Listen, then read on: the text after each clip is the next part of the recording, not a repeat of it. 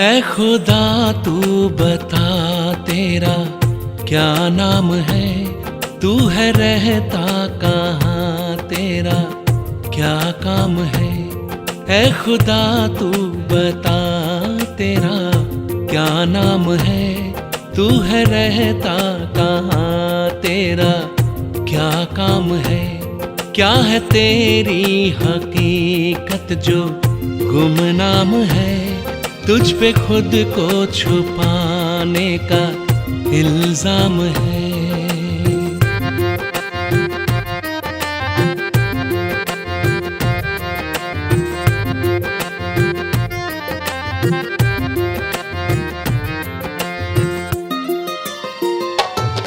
तूने दुनिया बनाई क्यों, मकसद बता।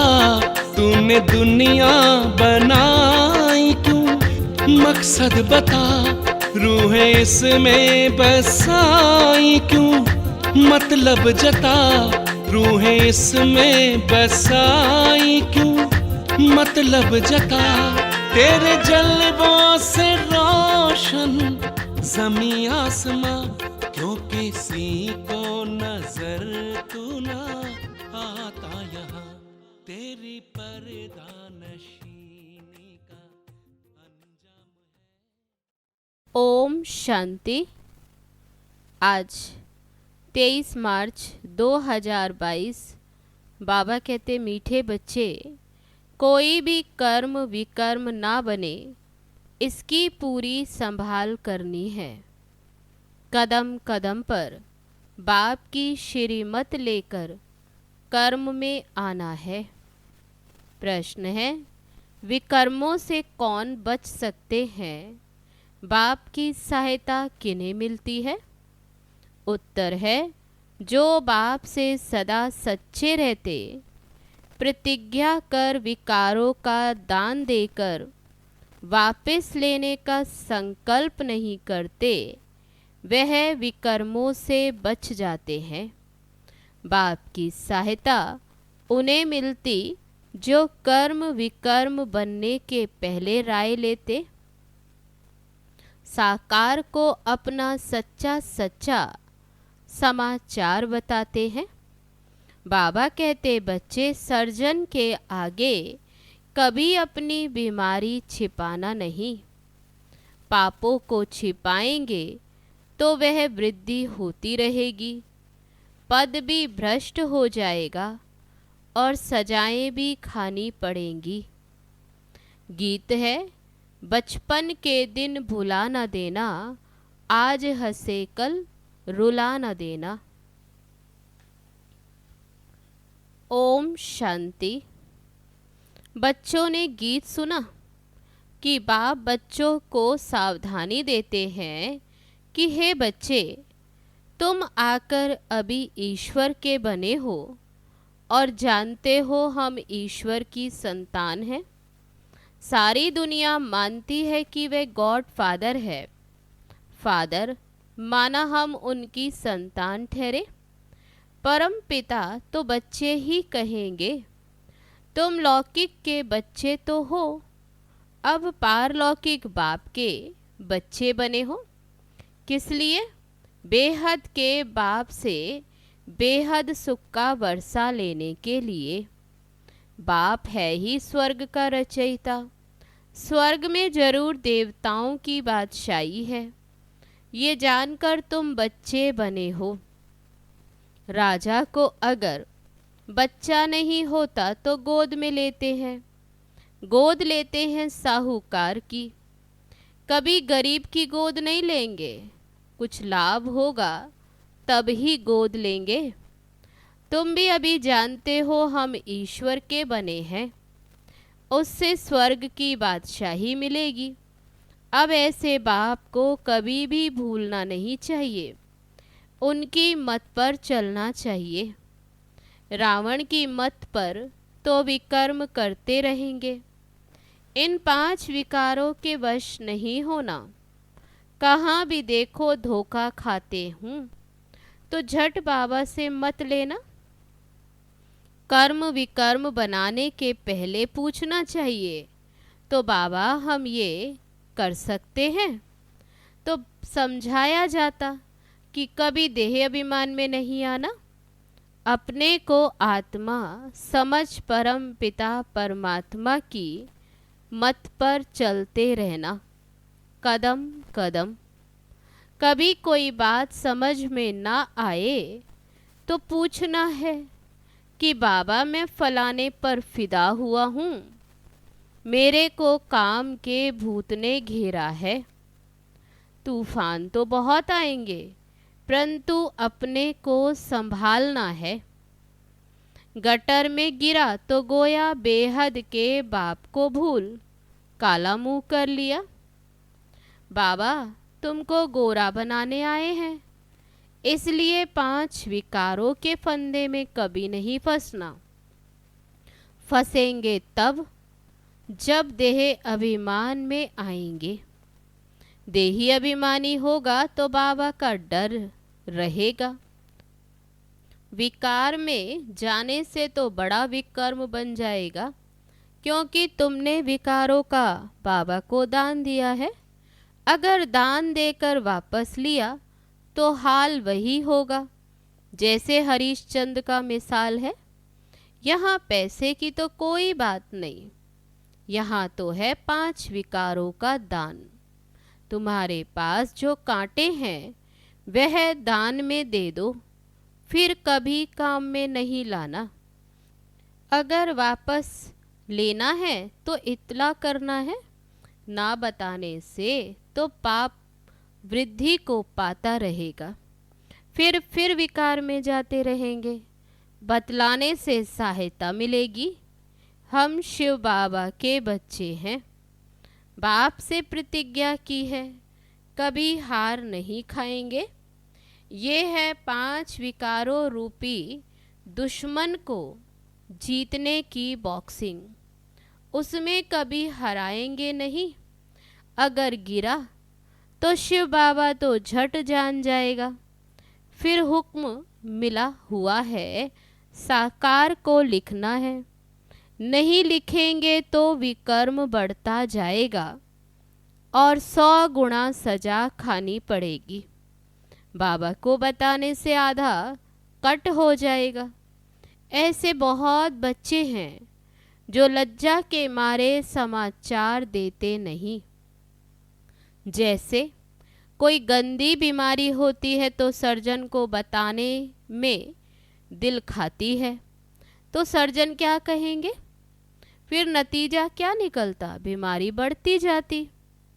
बाप समझाते बच्चे कोई भी पाप हो तो फिर छिपाना नहीं, नहीं तो बिल्कुल पद भ्रष्ट हो जाएगा और कल्प कल्पांतर ऐसा ही पद भ्रष्ट मिलेगा। फिर ज्ञान तो ले नहीं सकते। पूछते हैं बाबा फिर उनकी गति क्या होगी? वह बहुत सजा खाएंगे। कयामत के समय सजाओं का हिसाब किताब चुकतू होता है ना। जैसे काशी कलवट खाते हैं, सच सच शिव पर बलि तुम अब चढ़ते हो। शिव का बनते हो वर्षा लेने के लिए, बाकी वह तो काशी कलवट खाते हैं, वह तो घात करना है। परंतु नौधा भक्ति से बलि चढ़ते हैं तो जो पाप किए हैं उसकी सजा उस समय भोग कर पाप खत्म होते हैं। फिर पाप करने से तो छूट न सके। योग अग्नि से ही पाप भस्म हो सकते हैं। माया के राज्य में कर्म विकर्म ही बनते हैं। सत्युग में विकर्म नहीं बनता, क्योंकि माया का राज्य ही नहीं। अब सारी दुनिया भ्रष्टाचारी है। पहला नंबर भ्रष्टाचार है विकारों में जाना। जो पैदा ही भ्रष्टाचार से होते वे पाप ही करते हैं। ये है ही रावण राज्य। रावण को जलाते हैं, परंतु रावण क्या चीज है ये बिल्कुल ही नहीं जानते। रावण कहा ही जाता है 5 विकारों को। स्वर्ग में तो ये विकार होते नहीं, इसलिए उनको वाइसलेस वर्ल्ड कहा जाता। वहाँ दूसरा कोई राज्य अथवा खंड होता ही नहीं। इस्लामी, बौद्धि आदि सब पीछे आए। वह भी पहले सतो प्रधान होते हैं, फिर रजो तमो में आते। सत्युग त्रेता में संपूर्ण निर्विकारी थे, अब धीरे धीरे संपूर्ण विकारी बनते आए हैं। पूरा विकारी बनने में ही समय लगता है। सत्युग में 16 कला, फिर 14 कला, फिर कला उतरते जाते, क्योंकि है ही उतरती कला। अभी तुम्हारी है चढ़ती कला। चढ़ती कला राम बनाते और उतरती कला फिर रावण बनाते हैं। जैसे चंद्रमा की धीरे धीरे कला कम होती जाती, दुनिया भी ऐसे है। अभी तो 9 कला, ऐसे समय पर बाप आकर फिर से 16 कला बनाते हैं। ये खेल सारा भारत के ऊपर ही बना हुआ है। वर्ण भी भारत पर ही है, नहीं तो 84 जन्मों का हिसाब कहाँ। बाप समझाते हैं, ये है ही आयरन एजिड दुनिया। कलयुग का अंत, फिर सतयुग का आदि होगा। जो देवी देवता धर्म वाले धर्म भ्रष्ट कर्म भ्रष्ट हो गए हैं, वे फिर आएंगे। तुम आए हो न, देखो झाड़ के अंत में ब्रह्मा खड़ा है। वह है तमो प्रधान और नीचे तपस्या कर रहे हैं सतो प्रधान बनने के लिए। तो जैसे ब्रह्मा तपस्या कर रहे हैं, वैसे ब्रह्मा कुमार कुमारियां।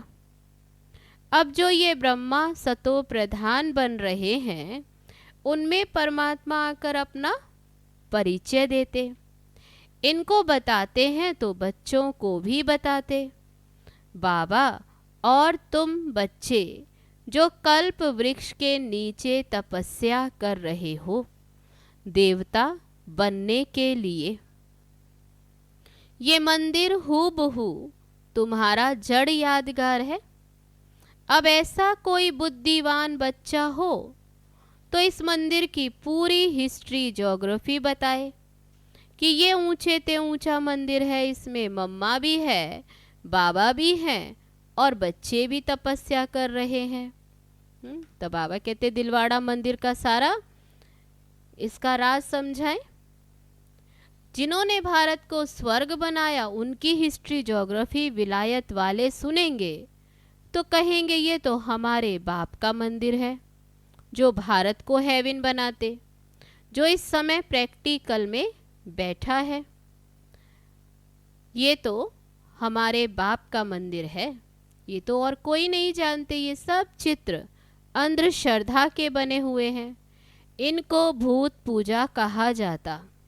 गुड़ियों की पूजा, गुरु नानक की आत्मा जिसने सिख धर्म स्थापन किया, वह नई आत्मा थी, निर्विकारी थी। वह कहाँ आई? जरूर किसी शरीर में प्रवेश किया होगा।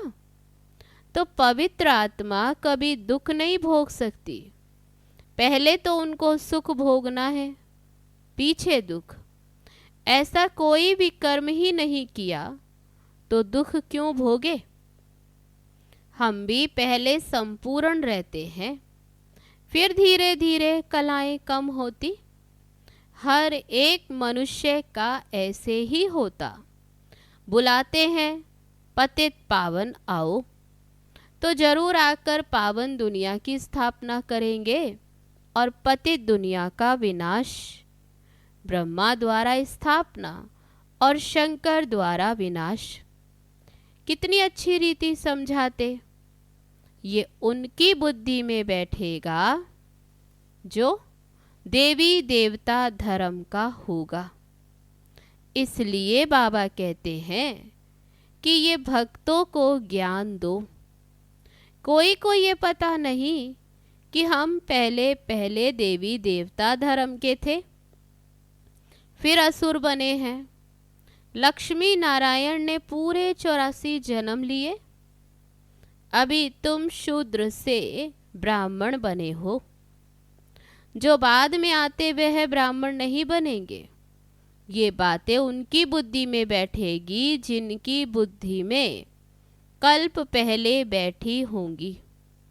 नहीं तो बाहर गया और खलास। इसमें है मेहनत। और जगह तो सिर्फ कथाएं सुन फिर घर में आकर विकारों में गिरते हैं।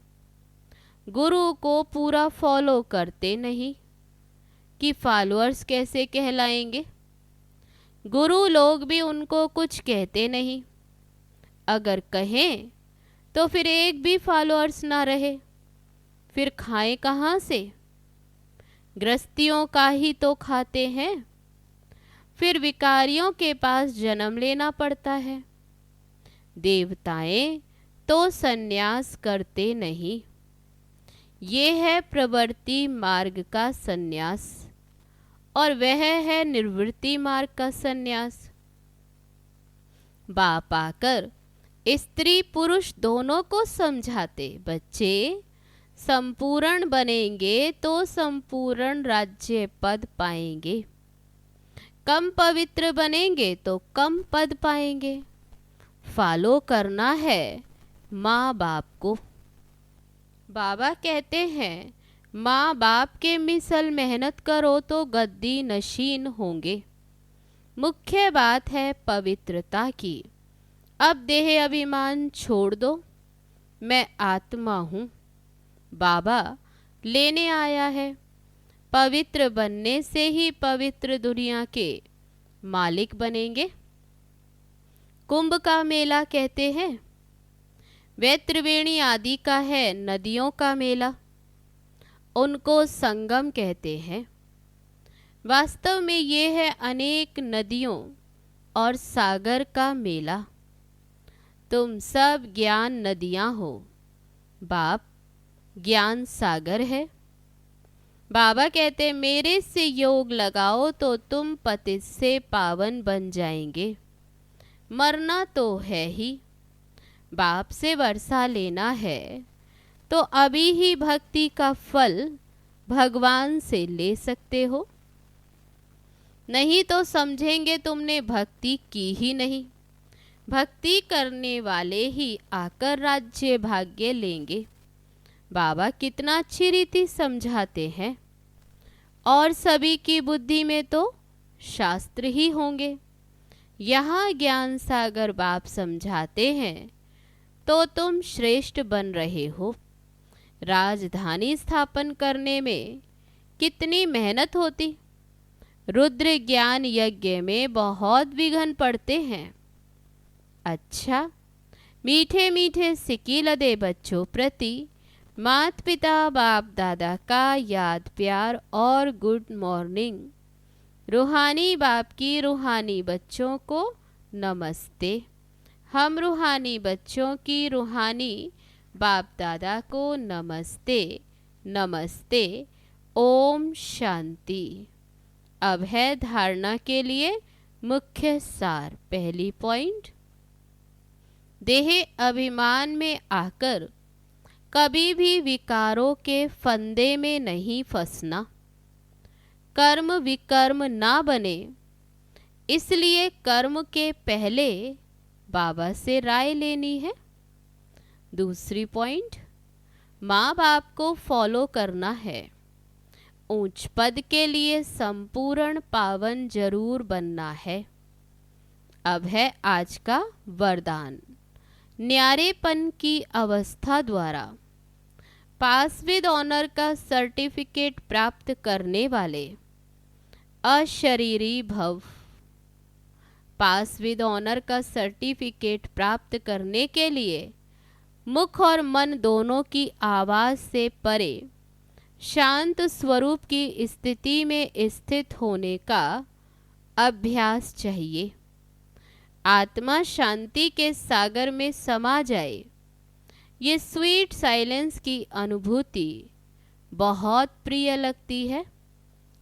तन और मन को आराम मिल जाता है। अंत में ये अशरीरी बनने का अभ्यास ही काम में आता है। शरीर का कोई भी खेल चल रहा है, अशरीरी बन आत्मा साक्षी हो, अपने शरीर का पार्ट देखे तो यही अवस्था अंत में विजयी बना देगी। अब है आज का स्लोगन, सर्व गुणों व सर्व शक्तियों का अधिकार प्राप्त करने के लिए आज्ञाकारी बनो। अब है मातेश्वरी जी के अनमोल महावाक्य, सृष्टि पर कभी प्रलय होती नहीं। सृष्टि पर प्रलय कभी होती नहीं। अब ये जो मनुष्य समझ बैठे हैं कि इसी सृष्टि पर कोई समय प्रलय अवश्य होती, वो प्रलय तो ऐसे ही समझते हैं। अब प्रलय का मतलब है सृष्टि पर जलमयी हो जाना। नई सृष्टि की स्थापना होती है, जिस नई सृष्टि की शुरुआत दिखाते हैं। कैसे सृष्टि के आदि में श्री कृष्ण देवता पीपल के पत्ते पर अंगूठा चूसते सृष्टि पर पधारे हैं, फिर ऐसे ही सृष्टि की उत्पत्ति शुरू होती। अब ये विवेक चलाने की बात है। जब हम कहते हैं प्रलय का अर्थ है जलमयी, तो इसका मतलब है कि एक भी सृष्टि पर ना रहे। मनुष्य ये नहीं जानते कि प्रलय का मतलब क्या है। प्रलय का यथार्थ मतलब है कि सृष्टि पर जो इतनी अपवित्रता होने कारण सृष्टि दुखी हो पड़ी है, उस अपवित्रता की प्रलय हो जाती है और सृष्टि पावन बन जाती है। गोया तमोगुणी सृष्टि बदल सतोगुणी सृष्टि बन जाती है। तो इसका मतलब है सृष्टि पर प्रलय नहीं होती, मगर सृष्टि पर आसुरी अवगुणों की प्रलय होती है। बाकी कोई मनुष्यों की प्रलय नहीं होती। अगर सृष्टि प्रलय हो जाती तो फिर गीता में भगवान ने जो कहा है कि सृष्टि अनादि चली आती है, तो क्या यह भगवानुवाच झूठा समझे? बाकी इतना जरूर है कि पुरानी दुनिया अर्थात तमोगुणी सृष्टि का विनाश हो, फिर नई सतोगुणी दुनिया की स्थापना होती है। तो विनाश और स्थापना का कार्य दोनों इकट्ठा चलता है। ऐसे नहीं कहेंगे कि सृष्टि प्रलय हो जाती।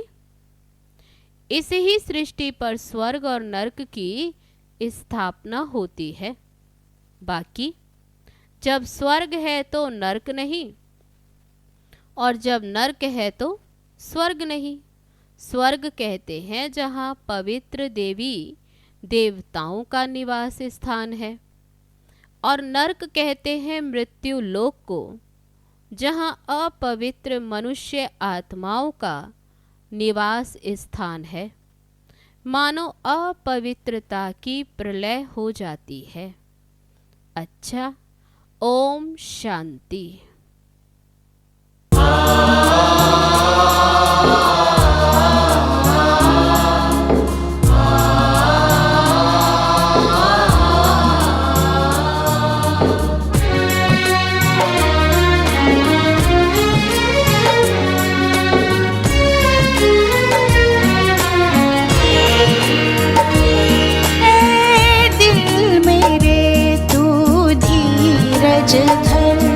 अब वक्त सुनहरा आएगा, ऐ दिल मेरे तू धीरज धर।